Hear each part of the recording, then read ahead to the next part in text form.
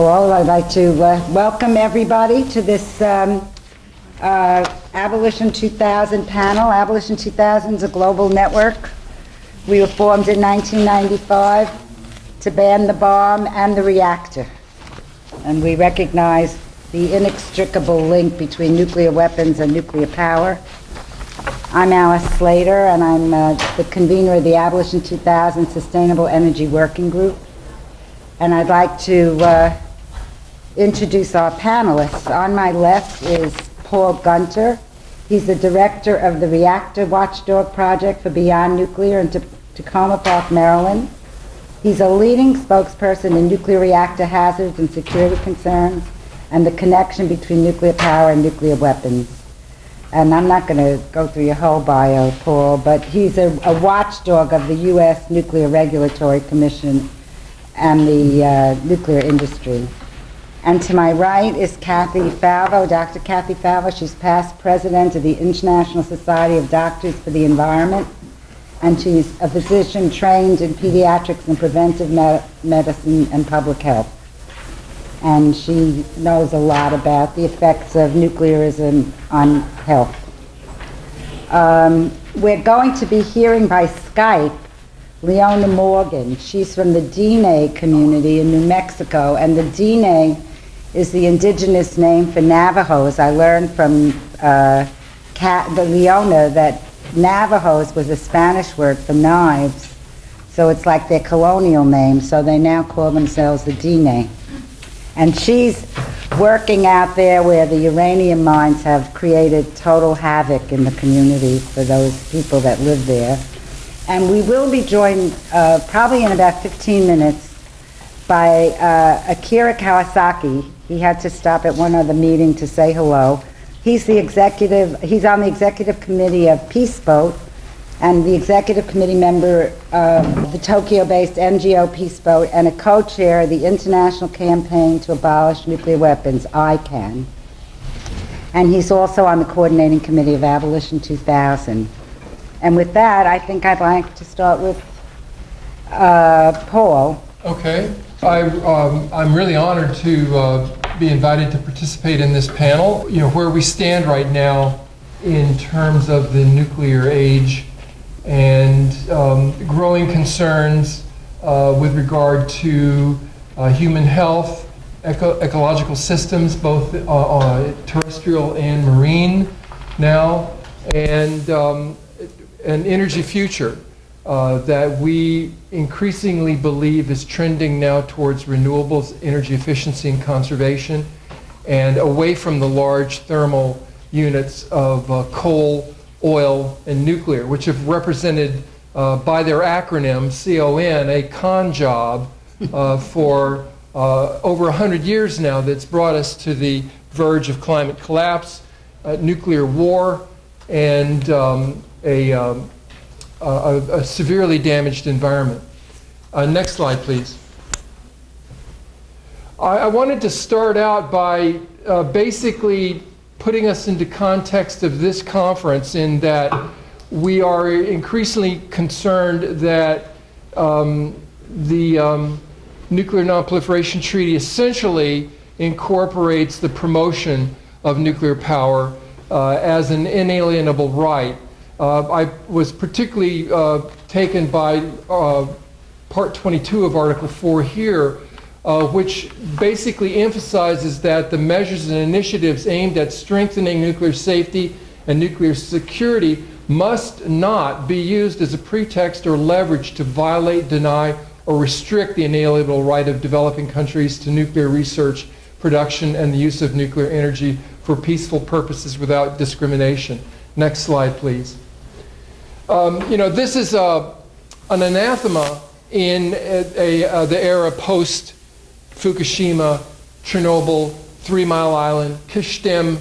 We have a host of nuclear accidents since the 1950s that each brings a new warning that this is an inherently dangerous technology. And any aims under the NPT that would detract from lessons learned from these many nuclear accidents it runs contrary to reason, and it's blatantly promotional for a nuclear industry. Now 70 years since the first critical reaction in the Fermi pile in Chicago that was the initial steps towards a nuclear weapon, and then the history of trying to nuance nuclear power as a peaceful atom, as too cheap to meter, and now being reframed as an answer to climate change.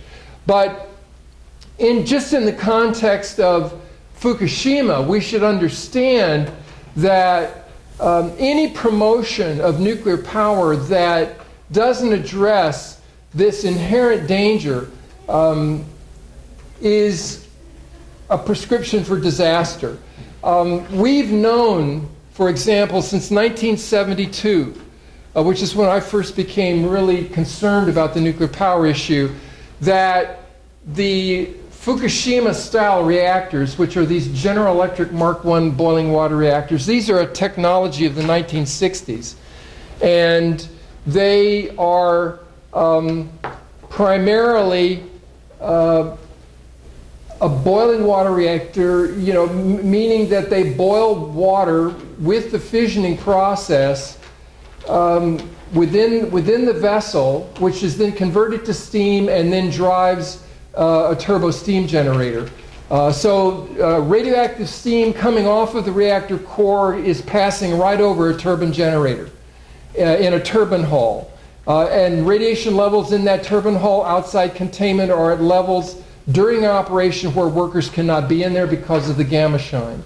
So these are, and this particular technology uses a containment system that was noted by the Atomic Energy Commission, Dr. Stephen Anauer, one of their top safety officers for the U.S. Atomic Energy Commission in 1972, as highly vulnerable to failure. And he was told by his boss, Joseph Hendry, in September of 1972, well, Steve, that's probably right, it's a good idea, but if we run contrary to the trend right now, this will mean the end of nuclear power.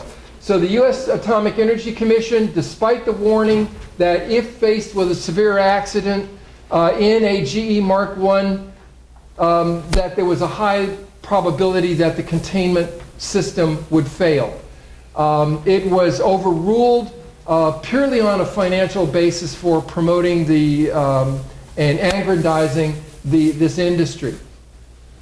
If you look at, this is a basic schematic of the Mark I. We have 23 of these Fukushima-style reactors here in the United States. What you're looking at with that schematic on the right is what is credited as the containment system. And in fact, what they do is they take pressure, steam, radioactivity, the thermal heat from a nuclear accident. It would be directed from the vessel out into that bulbous structure, where it would then be routed through those pipes into that large 18-foot diameter donut structure, which contains 1 million gallons of water. And inside that lower structure, so you see the dry well and the wet well. The idea is that all that steam, heat is quenched underwater. But this particular design, by volume, is 1/6 the volume that you would typically see in a reactor containment like 3 Mile Island. So these are extremely small, and it was Dr. Hanauer's concern that this design is so small that it's highly vulnerable to failure. Next slide, please. And then, of course, we have what happened in practice and reality on March 11th, 2011, we saw essentially a 46-foot tsunami come in onto the east coast of Japan, and as a result of a 9 magnitude earthquake. And the result was a nuclear accident at the 6-unit Fukushima Daiichi nuclear power station. And the industry and the champions of nuclear power like to reference the fact that this was an extreme event of nature that is not likely to be repeated anywhere in the world again, and so remote that really it's not worth considering that we continue operating these reactors here in the United States, albeit that they're not operating them in Japan today because they've experienced the consequence, the severe consequence. But we continue to operate 23 of these Mark I's here based on this argument that a tsunami generated by an earthquake is so remote that there is no imminent danger here to our cities, like Philadelphia, which is ringed by these Mark I reactors, or Chicago, another major population center located very close to these Mark I reactors. And our concern, of course, is that it doesn't take an extreme event of nature. At the root cause of the Fukushima accident was what you call prolonged station blackout. And when the earthquake disrupted the electrical grid, which supplies 100% of all power to all safety systems in all these GE Mark I reactors, the Mark I, the 5 Mark I's there, and there was a Mark II as well, they shedded electrical loads to all their safety systems, and then there was an on-site backup emergency power system that was primarily diesel generators that then kicked in as the reactors shut down in this emergency operation. And unfortunately, the tsunami then came in, and you should note that when they built Fukushima Daiichi in the 1960s, Tokyo Electric Power Company, in an effort to reduce its costs of construction and to reduce the cost of pumping cooling water into Fukushima Daiichi, they lowered the grade of construction by 80 feet. So they literally removed the natural tsunami wall for Fukushima Daiichi, which had been previously marked for centuries by ancient stones that say don't build beyond this point. They not only ignored those warnings for tsunami, but they lowered the grade to using what they call probabilistic risk assessment, PRA, which we refer to as probably risky assessments. But they said that they would not see a tsunami there greater than 10 feet. And so that was the justification for lowering the construction site and making this vulnerable reactor design now a vulnerable reactor at a very vulnerable site. But with the failure of the emergency diesel generators after being flooded by the tsunami, then it was just a question of time when the backup battery systems then failed as well. There were efforts by Tokyo Electric Power Company operators to go into parking lots and get batteries out of their automobiles to try to power instrumentation so that they could at least monitor the situation in the 3 operational reactors, Unit 1, 2, and 3, that basically crashed from full power. Then we saw what it follows is a loss of coolant accident. As all water began to, there was no pumps, no motors, and the effect was that the reactors began to boil off. And when that happens, when you expose the fuel by uncovering it, cooling water, all these pressurized water reactors and boiling water reactors alike, their fuel is the uranium, the U-235 is assembled in these zirconium tubes. And zirconium is an alloy. It's a very strong alloy that is a very efficient transfer of heat. So you can make it very thin-walled, but it's very durable. And but if you powder zirconium, this is what you use in flash bulbs. Powdered zirconium is also used in high explosives. So when zirconium reaches its burning point, it burns like a flare, what they call an exothermic reaction, which then separates out hydrogen and oxygen from water. And as a result, we had an explosive environment in Fukushima Daiichi that found a spark and then exploded. We noted this on CNN on March 11th. We predicted that it was going to be a problem. Of course, the industry denied that there was any certain chance. Of course, we saw the results now in multiple explosions that followed and the breach of containment. In fact, this disaster was a man-made disaster according to the National Diet that was the result of collusion of government, regulator, and industry. Nuclear regulatory capture. That's the term. We are no better off today than we were then or before, because essentially the industry runs the regulator at this point. And we have a captured regulator in most countries around the world, effectively in all countries operating nuclear power plants.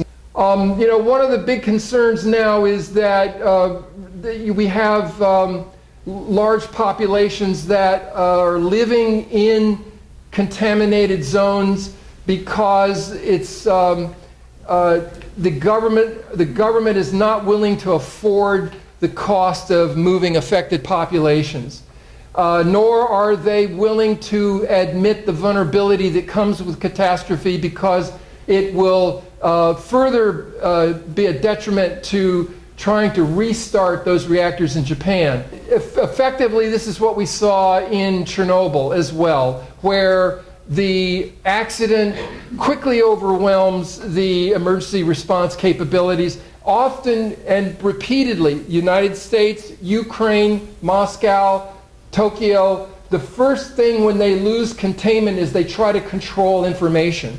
And this is repeated time and time again. It's clearly the precedent and the likely outcome for the next nuclear accident. I wanted to go quickly through one particular study that from March of 2014, where now we are seeing the effects of the high radiation fields are essentially significantly destroying, damaging ecosystems. In this case, the work of Dr. Tim Mousseau has found that within the dead zone, we have the microbial communities that are responsible for the decay of organic materials. These are dying. And so when you're told that nuclear power catastrophe zones actually can be havens for wildlife, it's not what it appears, and what the science is showing now is ecological collapse. 40% of the capability of decay of natural organic materials is lost.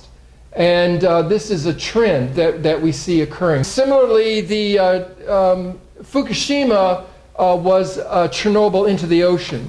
And it is our concern now that, in fact, the ecosystems of the ocean, particularly the northern Pacific, are going to be similarly affected in terms of the collapse of ecological systems. We're only now beginning to see the eventual leading edges of what to date now, 3 years after, have been primarily computer models. But Woods Hole Environment, the Woods Hole Oceanic Institute has basically put out a study. Again, this is available on the web through Oceanography. This one is out March 5th, 2014. But they essentially, Ken Boosler puts this into context. We're now seeing that the Fukushima plume, which is both fallout, atmospheric fallout from the explosions and the direct discharges of cesium-137 and 134, currently are coming on par with the nuclear weapons testing fallout. Given the corrections for decay of cesium-137 from nuclear weapons testing in the 1950s to 1960s, it's, as the Woods Hole is putting it, it's right around 110 petabecquerels. And Fukushima right now, again, an ongoing event, is somewhere upwards of 90 petabecquerels in the ocean. These are, again, estimates. The point here is that Fukushima is not over. We have 3 destroyed reactor containments that technology cannot approach the molten cores to know what their status is. We have a very precarious storage situation of irradiated nuclear fuel in these elevated storage ponds. We have a huge common spent fuel pool for all 6 units, and we have a growing inventory of highly radioactive water that's being used to both treat and keep these reactors cool, but also that's moving in from the ocean side and then contaminating in these the wreckage of the reactors and then moving into the Pacific. So we have an ongoing event. This is just a quick concern, a brief outline. All the points are still converging on another accident. This is our major concern today, that given that we have nuclear regulatory capture, we have increasing evidence that now, with the profit motive being lost on nuclear power, is the most dangerous time, because they are abandoning maintenance and pushing these reactors harder. This is a comparison of what we're doing here today by order in the United States for our Mark I's, which is to put vents on them. This is what's going on in Japan. In an effort to restart, they are putting filtered containment vents, but what it shows you is that the safety, the hazard that's presented by this antiquated design is still being put into a financial bias for this industry rather than public health and safety in the environment. And this is it. We have to overcome this concept that it can't happen here. It has happened here, in the Earth, in our ecosystem. And with the continued operation of this technological threat, it will happen again unless we shut these things down. Thank you. And we go with Akira. Akira, who I introduced you in your absence, fill us in on the actual situation in Japan.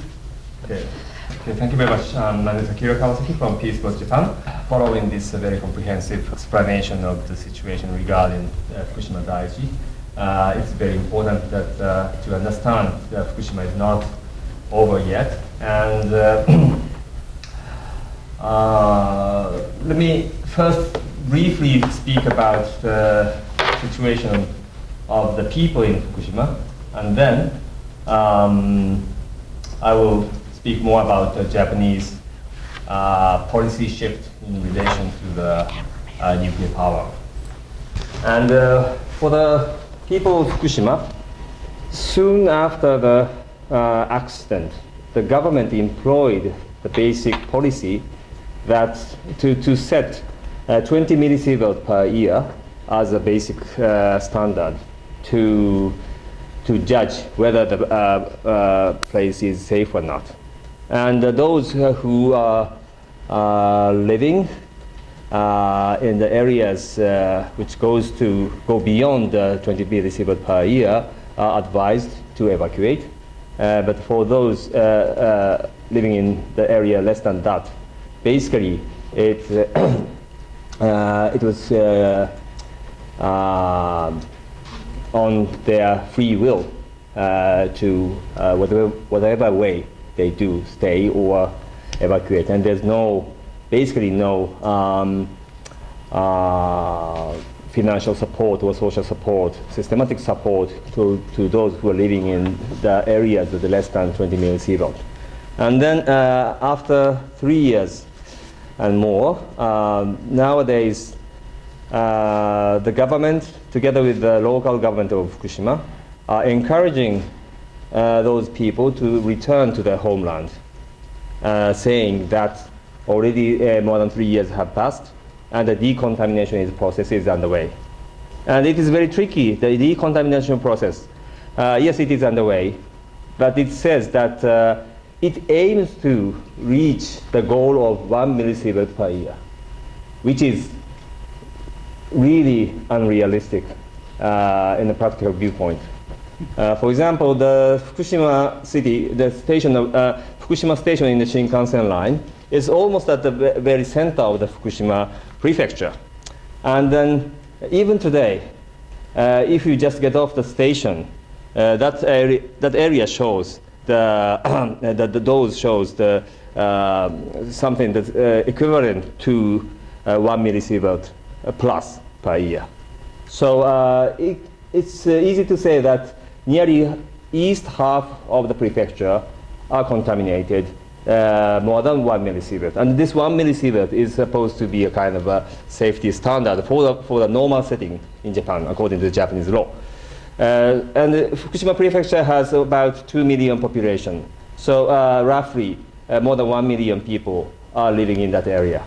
And then it is physically very much difficult to get all those contaminated houses or even village areas, including many mountains and trees, down to 1 millisievert is very difficult. But even though that target is on slogan still. And then they explain that we are working in that direction, so you can go back with your dosimeter carried yourself. That's the way of government explanation. And already many media reports have revealed that there was a kind of a hidden calculation among the governments regarding the some amount of compensation when they are discussing about safety standard of those evacuation area setting. And so clearly on the central government side, limiting the total sum of compensation is one of their top priority. And then for the local government, Fukushima prefecture, avoiding the decrease of population, meaning avoiding the decrease of tax income from the population, is another big priority for them. So still, combined with the slogan of national unity for the recovery from the disaster, and also some people's, how to say, attachment or affection to their homeland, this returning process is going on, which is really casting a very dark shadow for the future of those health and the environment issues in the area. And now let me speak something about the energy policy of Japan. Even in this situation, public opinion strongly supports the idea of phase out of nuclear power, and each of many public opinion polls conducted by various major companies shows that about or more than 70% of people of Japan, even today, supports the idea of phase out, meaning aiming at zero of nuclear power. And actually in 2012, in September that year, under the rule of Democratic Party of Japan, the Japan once adopted a new energy strategy, they called, to aim at zero operation of nuclear power plants sometime during 2030s, meaning by the year 2040. And it was, that policy was adopted in a very long process of so-called national debate scheme. This national debate scheme collected more than 90,000 public comments and conducted almost a dozen times of public consultative hearings. And based on those comprehensive process, it showed that the vast majority of people supported a zero of nuclear power plants. And based on that, they adopted this zero strategy towards 2040. And some, including many anti-nuclear activists, were kind of frustrated about this 2040 target as being very slow. But still, it was very significant that the country of Japan, which kept the slogan of peaceful use of nuclear energy since 1950s, finally made that decision in the year 2012.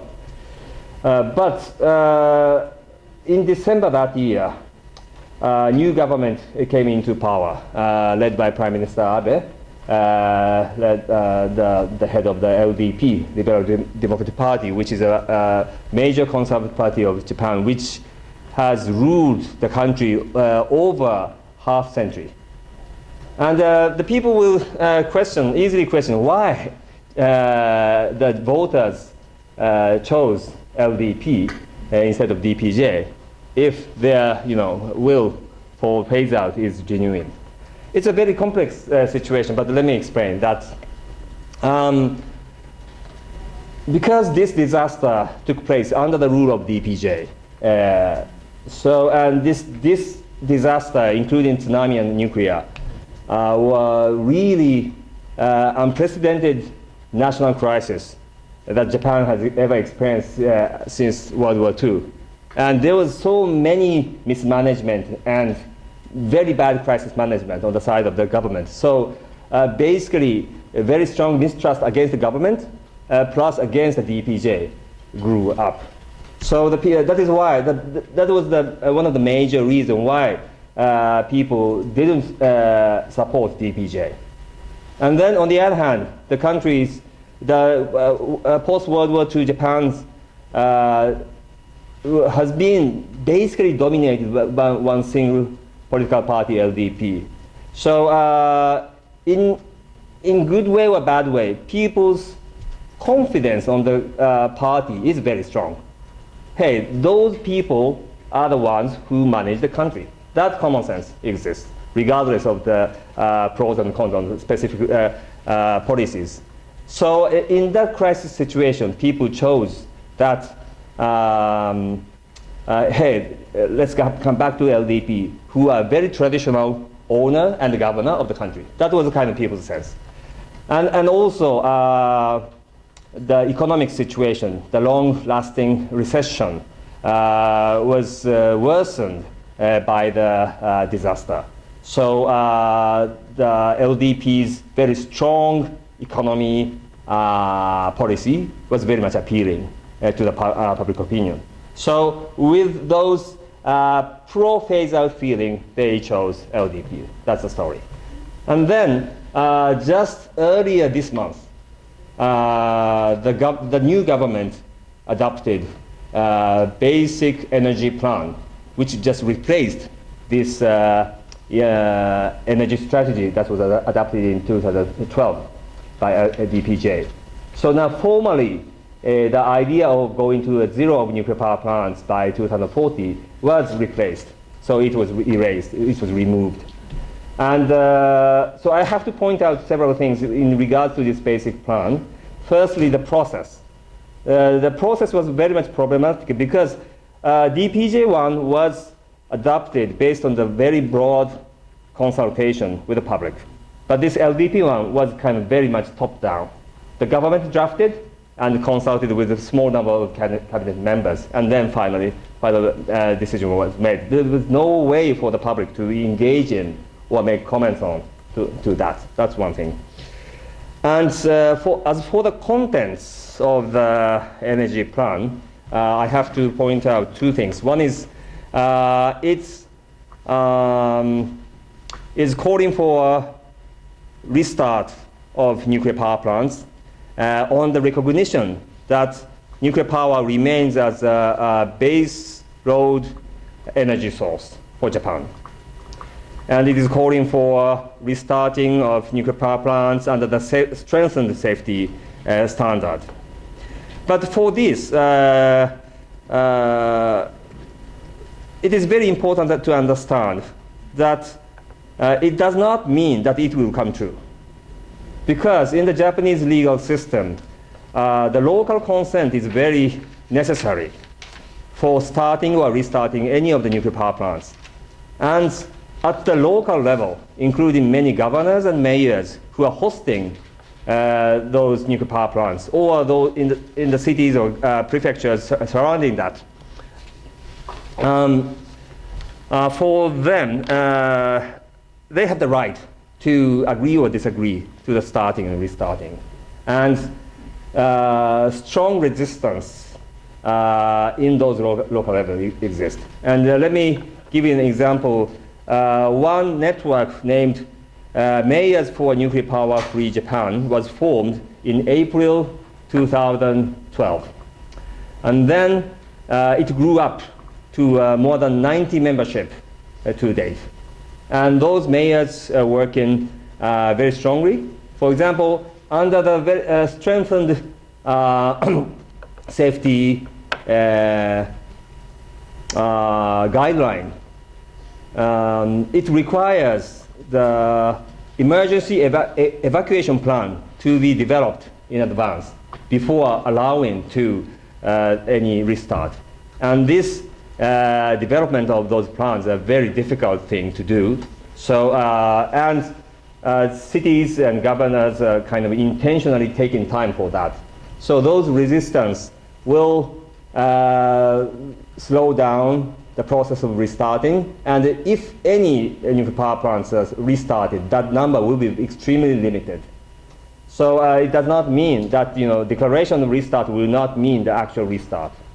And also, another important thing is basic motives behind the government is not a matter of energy supply, but a matter of how to rescue the utility companies. And the point is that for the Japanese people have survived more than 3 years without nuclear power. We've lived de facto nuclear-free country already. The operation was 0 or very close to 0. And we survived many hot summers and cold winters. So the issue is not the supply. But the issue is, if the 50 plus power plants or reactors regarded as non-working buildings, then it will be a dead asset. And it will make the management of those utility companies very difficult and causing a bankrupt. And it will have a very huge impact on the Japanese economy and society. So the real issue is not a supply issue, rather how to make a soft landing exit plan for those utility companies to transform. And the final point regarding this basic plan is that it has a very serious issue related to the proliferation of nuclear weapons. Because this energy plan declared the continuation of nuclear fuel cycle policy, including the development of fast breeder reactors and reprocessing of spent fuels in Rokasho plant. But Japan already has more than 44 tons of plutonium, separate plutonium, which is not explained for any use.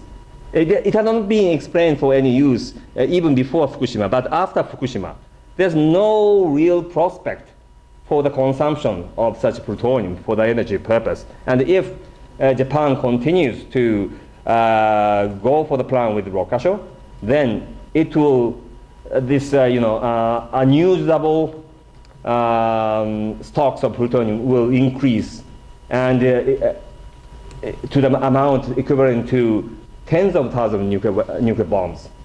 And the government is trying to justify that purely on the basis of the past promise with the local governor of this Aomori prefecture, which Rokasho plant is located. So it's not, logical and responsible at all. So I think we are now here at the NPT conference. It's a good time to focus on that aspect of Japan, this link of this the flawed nuclear power policy and its link to the proliferation risk. Thank you very much. We're going to try to Skype in Leona Morgan from New Mexico, who's working with the uranium miners. Hi, good afternoon, everyone.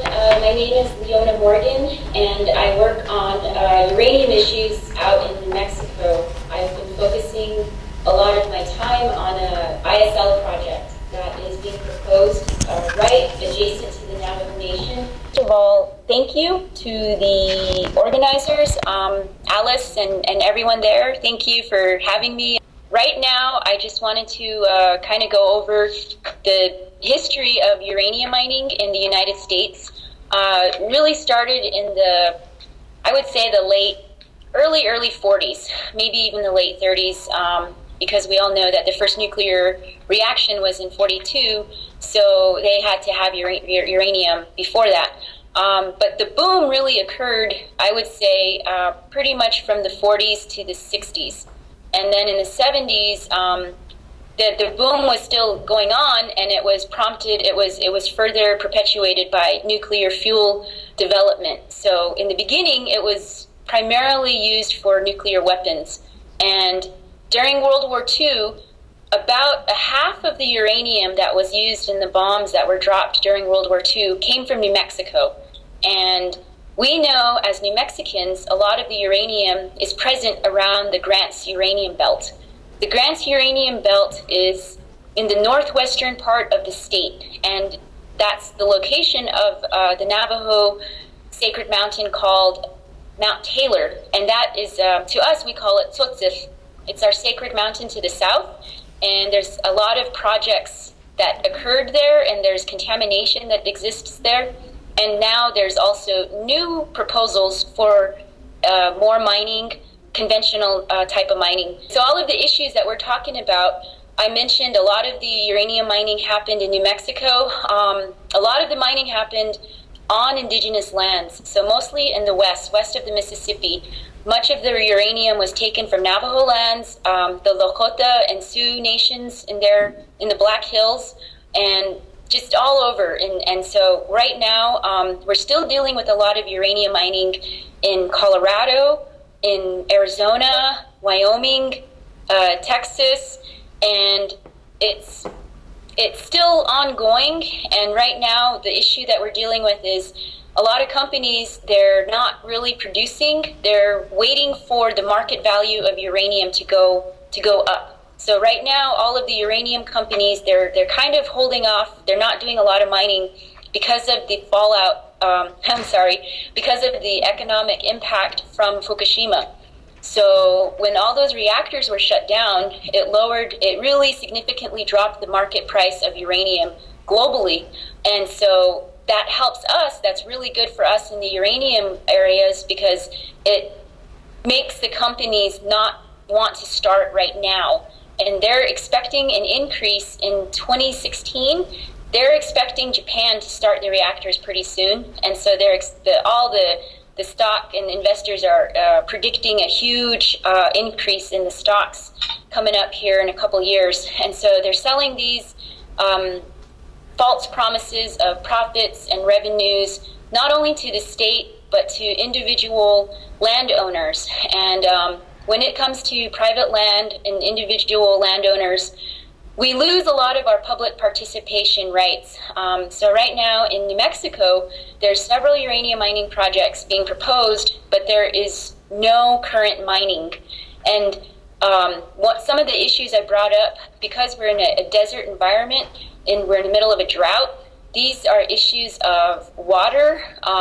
Water, basically the whole concern everybody has is about our water, because there's a lack of water, and then the quality of water that we were left with after the last uranium mining boom from I was saying about maybe the 40s to the 70s. Uranium mining stopped in New Mexico in 1981, and that is easy for me to remember because I was born in 1981, and so all of the mess that our generation inherited, we've only started to begin the cleanup. In 2007, a congressional hearing prompted some cleanup on Navajo Nation, which prompted congressional,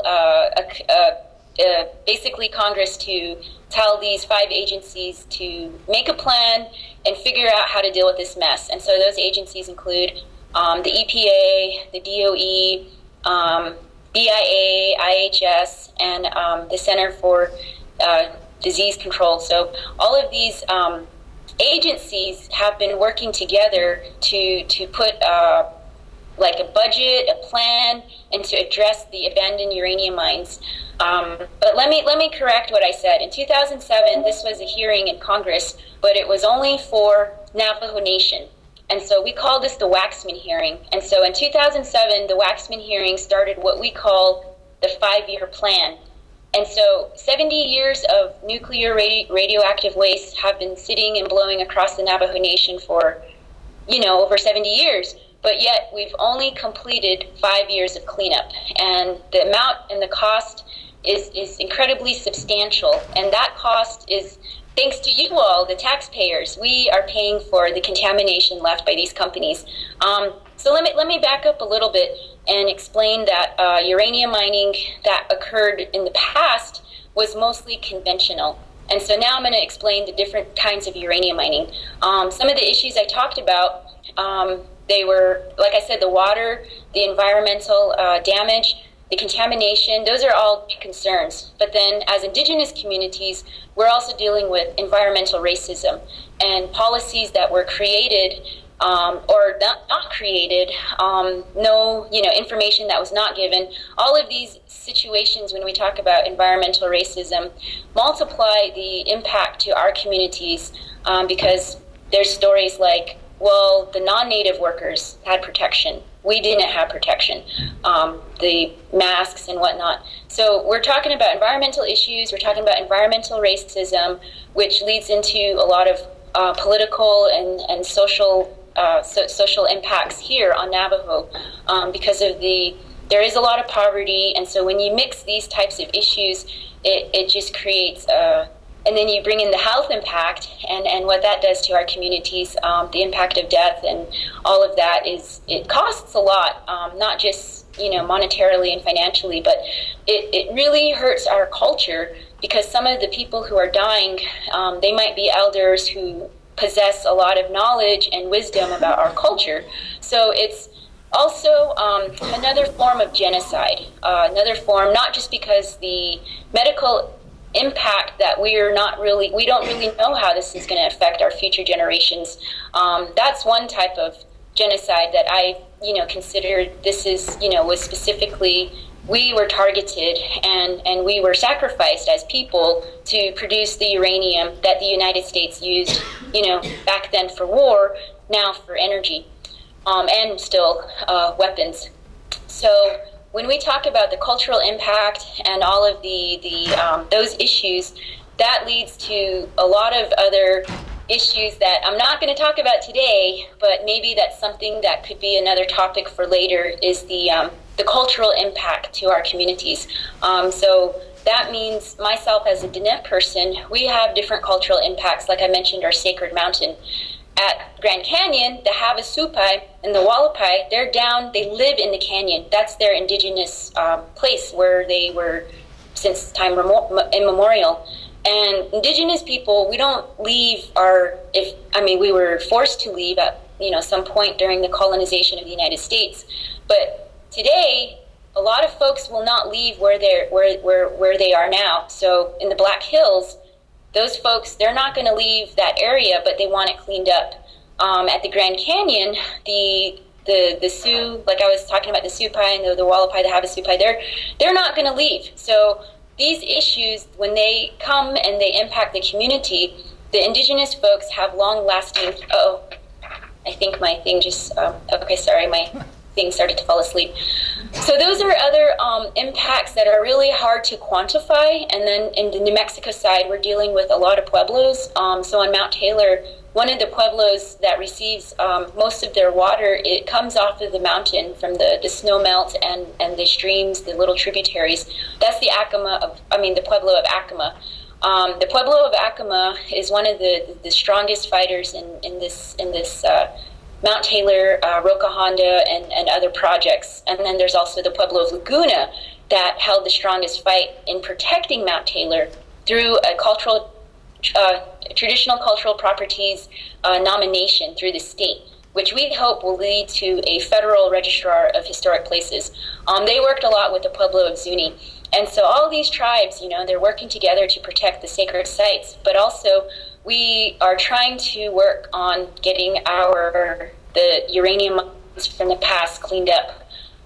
So anyways, the uranium mining from the past was mostly conventional. And the conventional mining, what that is you get uranium out of the ground from either you drill a shaft down below, or maybe you blast part of a rock out, or in Laguna, they have the world's largest open pit uranium mine. So they just took off the whole top, and it's just this big, huge open pit that's still there. And so on the Navajo Nation, we have over 500 abandoned uranium mines, because a lot of the mining happened before the 70s, and we all know the National Environmental Protection Act was passed in 1969. So there was no EPA in the time when the mining was happening. And so that's why there was no oversight, and the companies were allowed to mine and leave. And now we're dealing with at least 500 on Navajo, 2,000 in the Black Hills, I think about 10,000 in the West altogether. And currently, there is no law that says we need to clean these up. And so what different governments and environmentalists are doing is trying to basically hold the corporations accountable to do the cleanup.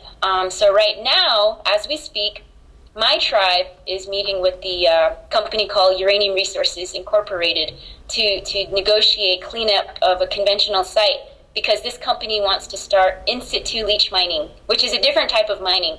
So the conventional mining, they took the rock out of the ground and then they took it to a mill. And that process caused a lot of contamination because of the transportation, and the type of mining created a lot of dust that we call tailings, and that dust is still blowing around the country.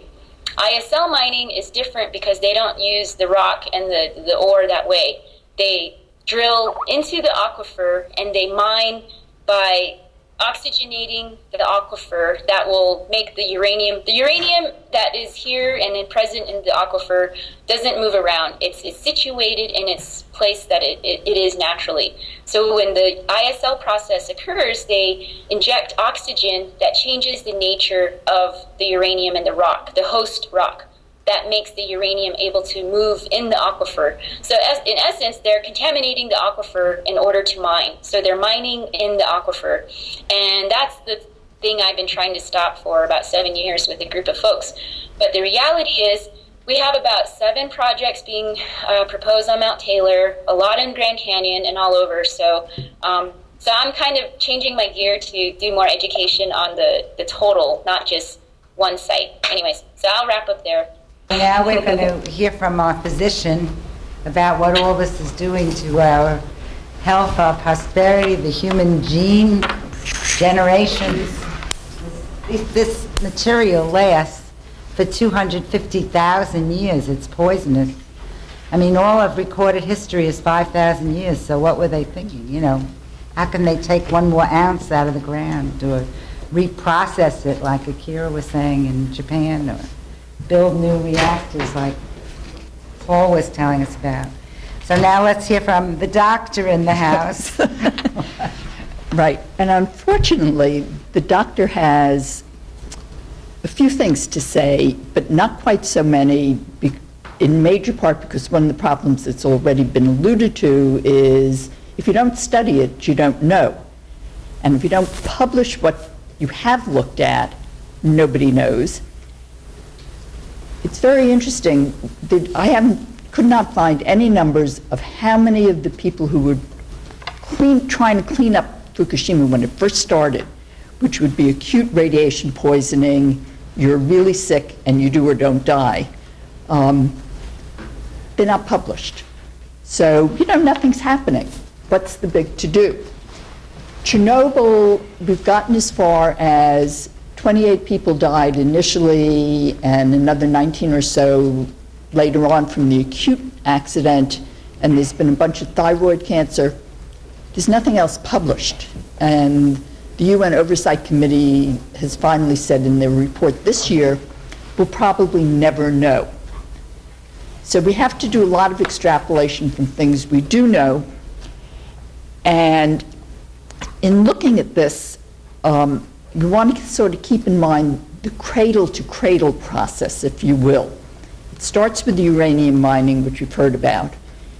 And how much health problems that causes is a little uncertain, which has to do with a lot of propaganda. Clearly, the dust gets into lungs. Clearly, the lung cancer rates among uranium miners is much higher than otherwise. The question is why, and is it because it's inherently not safe, or because they weren't giving masks, or, as they've published, the only people who got into trouble were smokers, and it really was their cigarette smoking, not the uranium. Which undoubtedly is not true. It really was the uranium, certainly aggravated by cigarette smoking.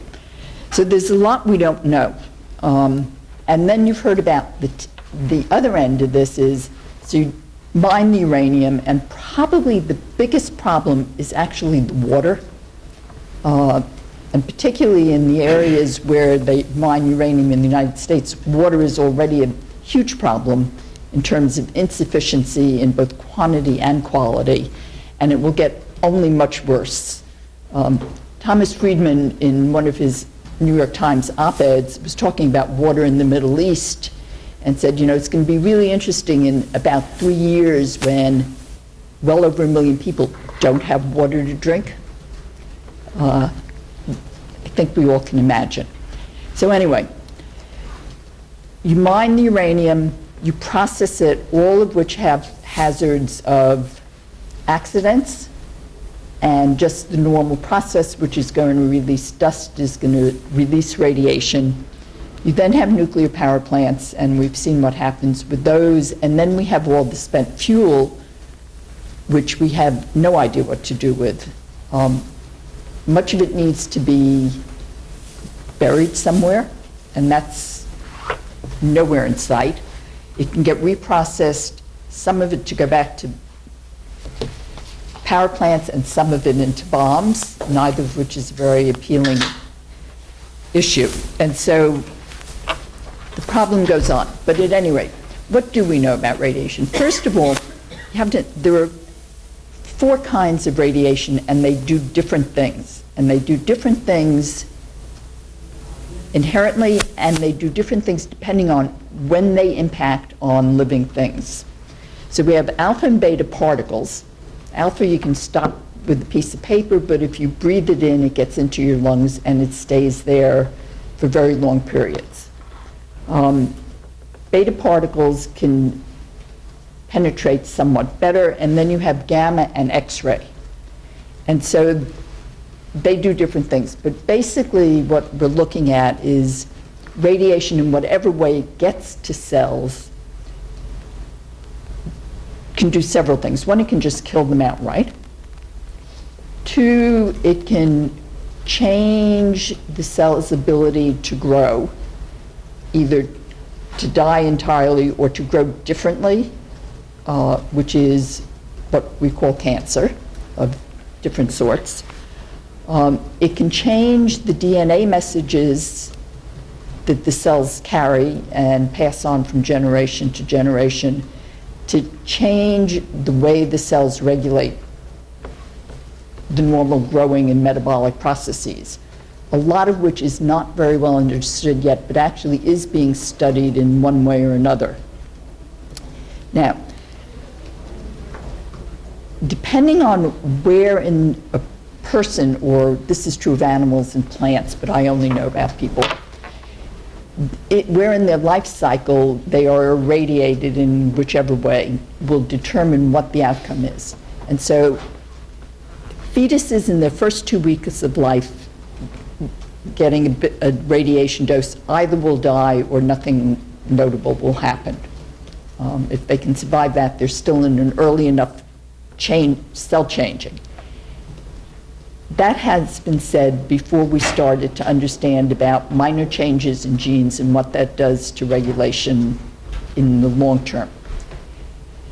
From 2 to 16 weeks, which is when the cells, fetal cells are really dividing and forming organs and everything, depending on where exactly the damage occurs will determine what kind of damaged fetal outcome you get.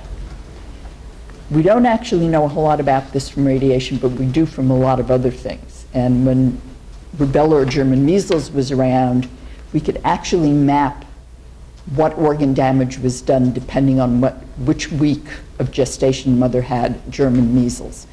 So when the organs in the fetus form. From 16 to 25 weeks is when the central nervous system forms. And so fetuses irradiated then end up with small heads, small brains, and a variety of other central nervous system problems, including potentially serious loss of IQ. Now, a lot of what we know comes from the bombing of Hiroshima. But a lot of what we don't know, one of the things that says, we don't really know a lot because they didn't have a lot of babies to do long-term after Hiroshima.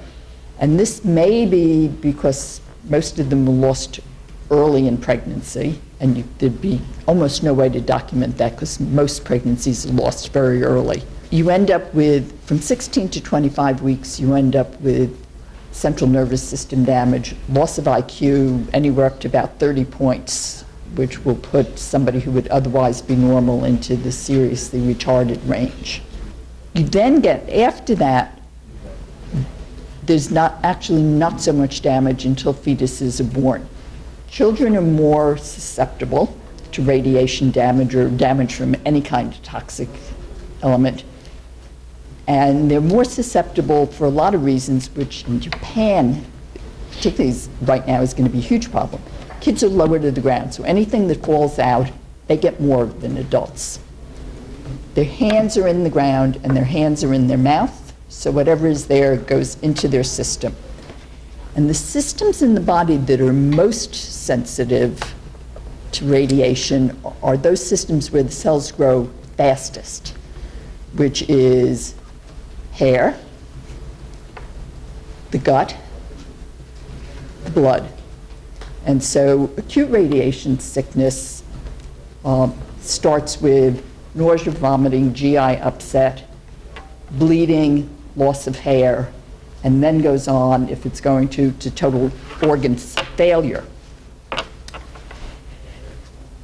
You then get into, depending on what the element is in the fallout, will have different damage. So the two most talked about from Fukushima are iodine-131, which has a very short half-life, 8 days, but that means half of it decreases in 8 days, but then there's the other half that takes half and half and half. So you're talking about a few months before radioactive iodine actually becomes totally non-toxic. It gets into the thyroid gland, which is the metabolic mastermind of your body.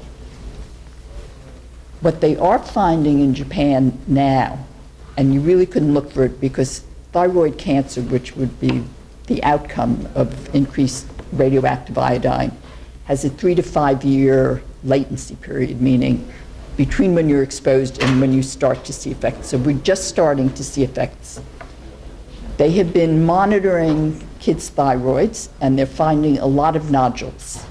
And one of the interesting questions, which can be, the answer to which can be used in two ways, is whether they're finding a lot of nodules because there are more from the fallout from Fukushima, or they're finding more because they've got better instrumentation and they've really always been there. The companies and the government are going to argue they've really always been there and they don't mean anything. And part of the answer is we actually don't know because they really do have better methods, but we'll find out in due time.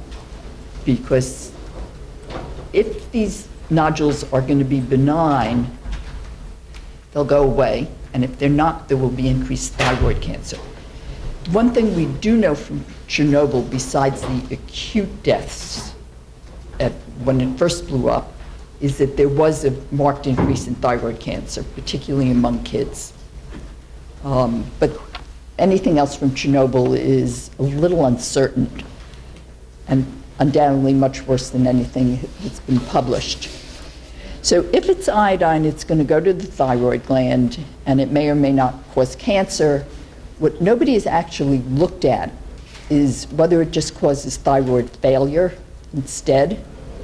And part of the problem of doing that is thyroid failure is a pretty common phenomenon in the world. Why, nobody knows. It's mostly in women, so nobody, I think that's my side remark is that nobody cares because it's women.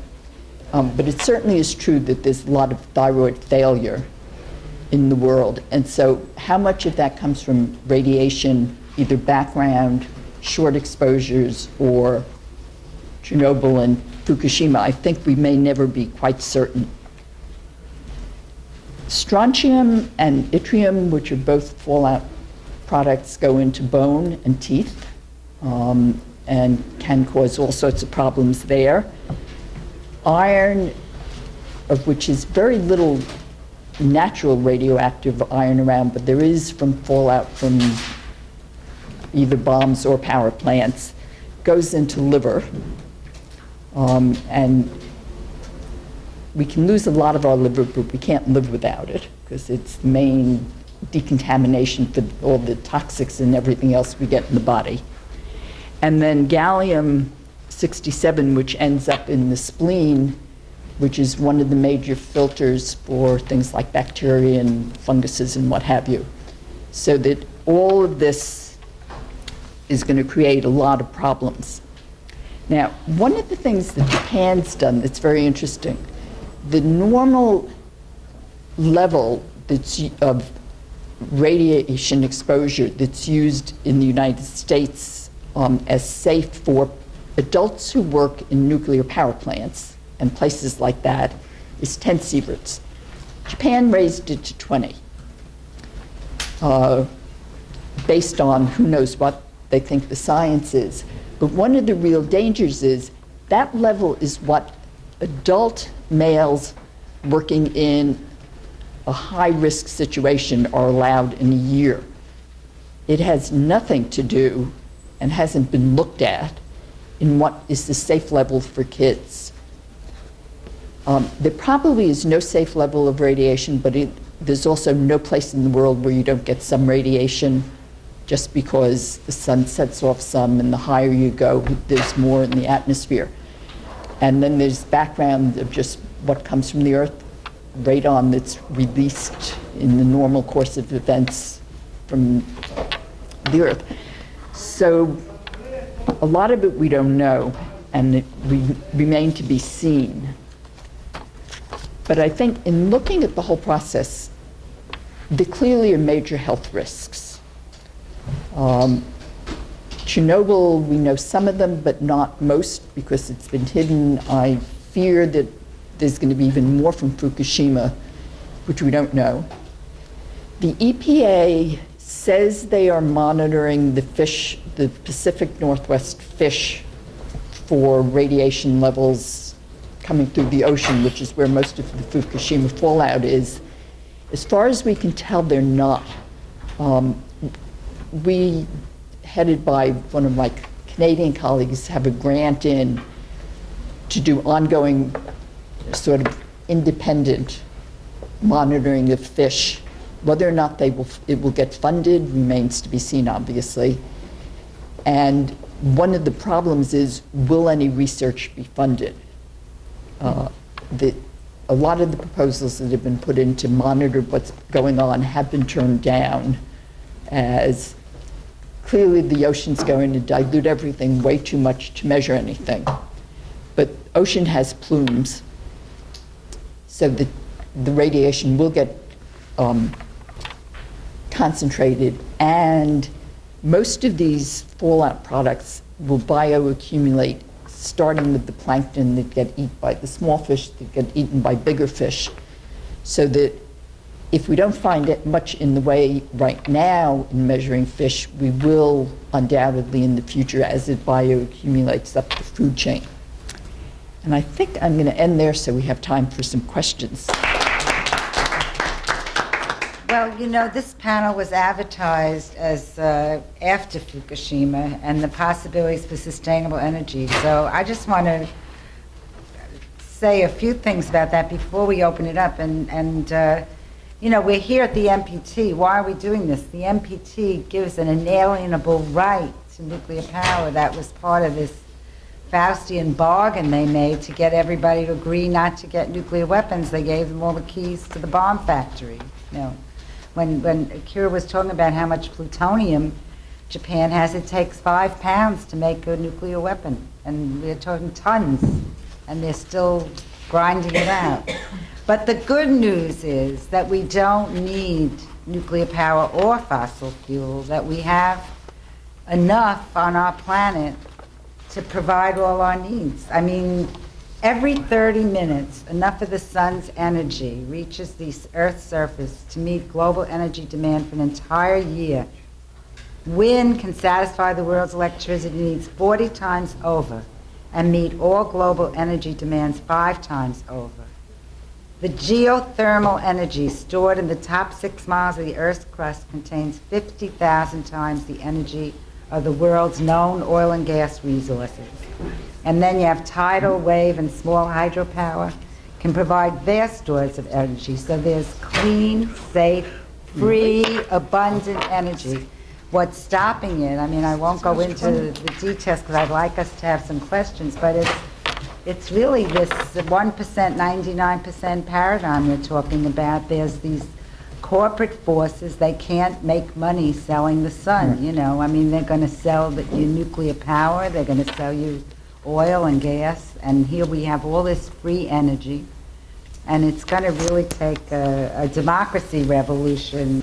Going back a couple of decades, there was a very useful but now wildly out of date sort of looking at energy in terms of a hierarchy of what we could be moving toward, so that you have conservation, you have efficiency, you have all the different alternative energies that you mentioned, and then at the, you know, sort of at the bottom, you have all the polluting energies from nuclear and fossil fuels. And something, not saying we'll use them, but sort of doing a hierarchy for the world of where we're trying to go from to. And I don't think that any group or set of groups has done anything that is in some ways that simple, that usable, that's transmittable to all kinds of different groups. And I don't know if these are the right people in the room or where the energy is, but I find that hierarchy of what it is we want to move toward was a very useful educational and organizing tool within my own group, 30 years ago. You said that the reason why the Japanese government wanted to restart the power plants didn't have a lot to do with supply in reality, but from my own research, I've heard that, or I've seen that Japan is now importing over 84% of its energy, mostly sources of coal and gas. And so while it is true that Japan has survived without nuclear power, they've done so at a high cost to the environment. And I know Paul was talking about too how the ultimate answer is not nuclear power, but I wonder how realistic it is, and especially since green technologies have not been or don't seem to be at the point yet where they can necessarily. Though they provide are, coverage. that's my point. I didn't really get a chance to answer that, but if you want. All right, well, I would love to be enlightened, because this is just what I've heard from talking to people in Japan who are involved in the peace movement and involved in the nuclear industry. Yeah, thanks. And it is true that Japan largely increased the imports, those gas, and relying on the very thermal alternative to the nuclear power plants. But it is true. And those who support the idea of restart based on the logic of this supply issue, argue that if we continue to this increased reliance on the thermal, it will cause a huge increase of electricity price, which will harm the people's life. That's the typical logic being used for the promoters. But I have to point out several things. One is the main factor that Japan survived without nuclear power is the decrease of the consumption of energy. And actually, after the disaster, including the tsunami disaster, which shocked people's mindset and life, resulted in more than 10% of the decrease of the consumption of electricity in total in the peak time. And it just immediately after the disaster, it was nearly 15%. But now it slightly softened, but close to 10% have been reduced from the pre-Fukushima time.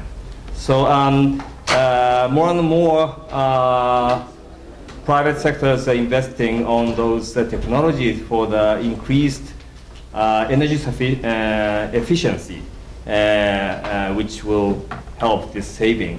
That's a very big factor. And then, so before Fukushima, Japan relied on nearly 30%, 26-28% on nuclear power among the total electricity. So now we've cut down 10%. Then how to do with the rest? That's a big issue. And it's true that renewable will take time. But the main issue is not the technical feasibility of, for the case of Japan. The main issue is the domination, the monopoly of those utilities. And basically, all those utility companies, private companies, but based on under national guidance. It is called the nationally managed privatization kind of thing. So all the generation of electricity and transmission of electricity have been monopolized by certain regionally allocated companies under national control. So now civil society is calling on the introduction of proper competition, proper market system into there, primarily by separating generation and transmission. And if we have healthy competition with old and new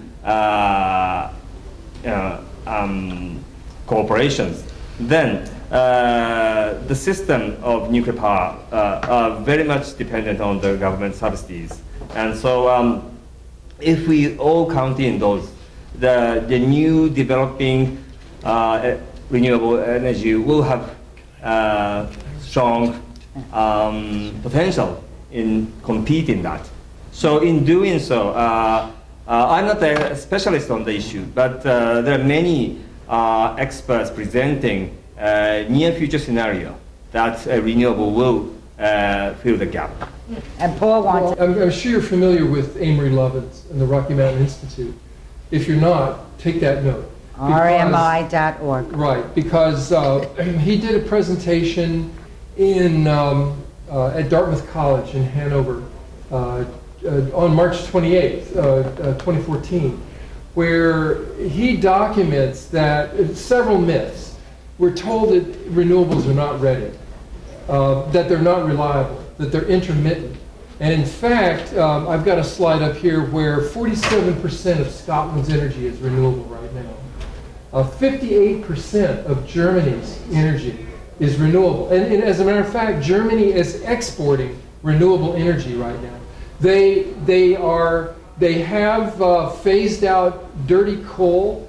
They have brought in some new coal, but they are holding to their carbon cap. And this is with the phase out of 8 nuclear power plants, and by 2017, 2018, maybe earlier. Well, actually they projected 2020, but probably by 2018 they're going to be phasing out their nuclear power. The problem is that when you get caught flat-footed with all these nukes, with an accident, like what happened in Japan, you can't just switch gears overnight.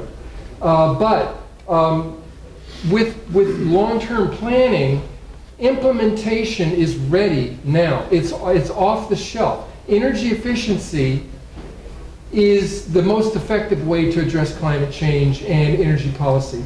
To go from megawatt to negawatt, you can do that and still enhance your lifestyle. As Akira has said, is that you've got we've now got an opportunity to add residential, commercial, and industrial applications in air conditioning, refrigeration, motors, pumps, to use less better.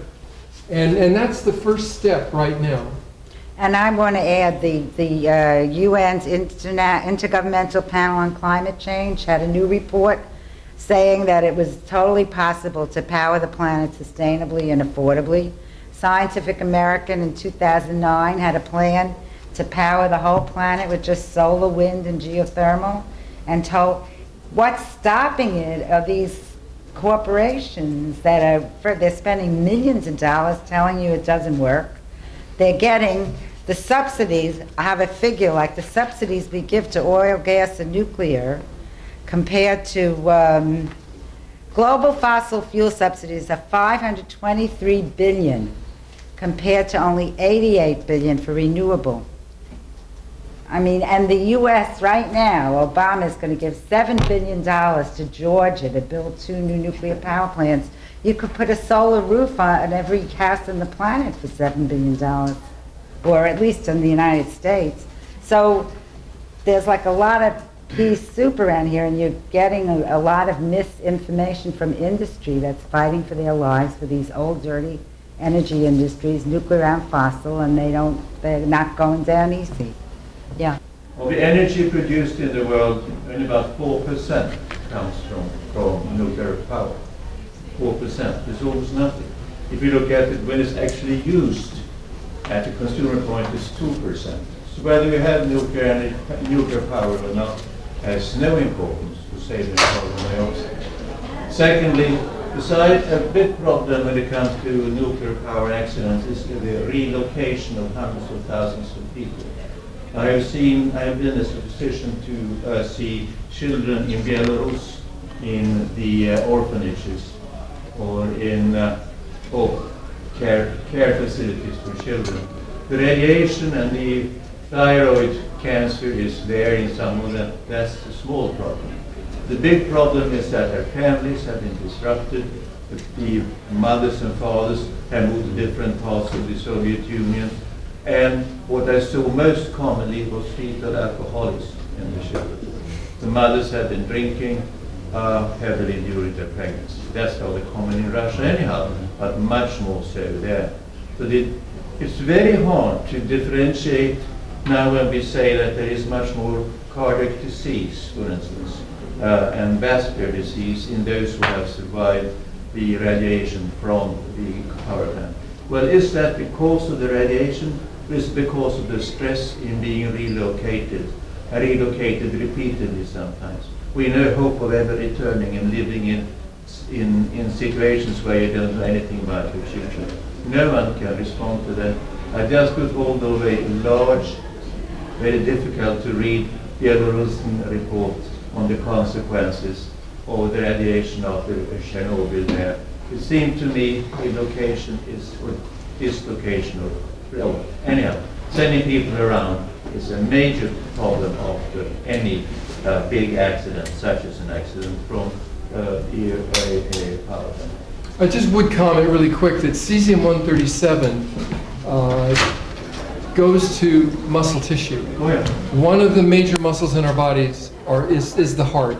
Yeah. And so what it's now been identified that there is this condition called Chernobyl heart, which is connected to cesium-137 in the heart. If you can find reliable literature, please give it to me. Yes, I'm happy to trade cards. Steve wanted to say one, yeah. I just want to encourage everyone to come to Japan. If anybody is interested in eliminating nuclear weapon or nuclear power, it has to happen in Japan, and it has to happen now. This is our very best opportunity. There is a silent, polite, non-violent civil war taking place in Japan right now, and we desperately need Paul Gunther and people like you to come over and tour around Japan, talking about this, raising the alarm.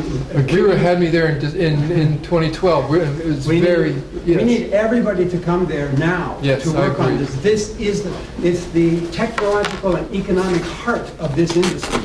We either will defeat it there now or we won't, and it is the most powerful industry in Japan.